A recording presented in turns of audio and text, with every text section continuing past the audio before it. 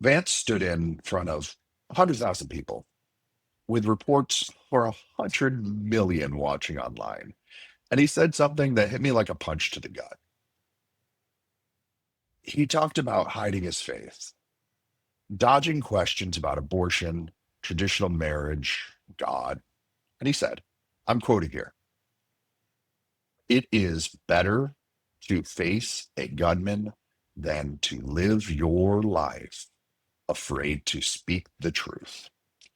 It is better to be persecuted for your faith than to deny the kingship of Christ. That is the vice president of the United States openly talking about his faith.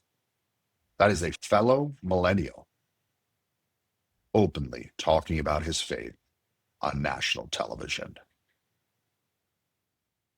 That's impact.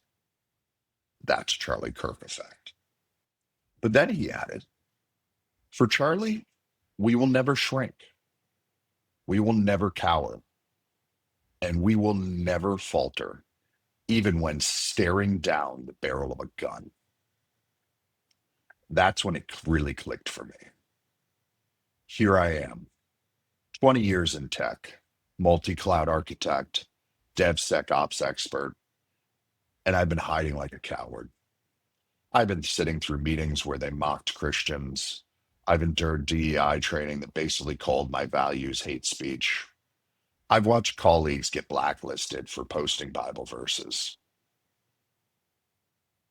And I kept quiet to protect my contracts, to protect my reputation.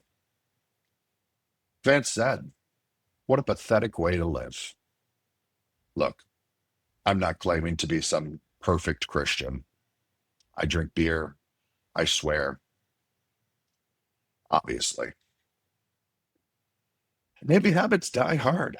I've made more mistakes than I can count, but I'm done pretending that believing in God, supporting traditional families, and thinking biology reality exists. That doesn't make me a bad guy. It doesn't. It makes me normal. And Charlie Kirk's death reminded millions of us that we're not alone. We're the majority who forgot to speak up.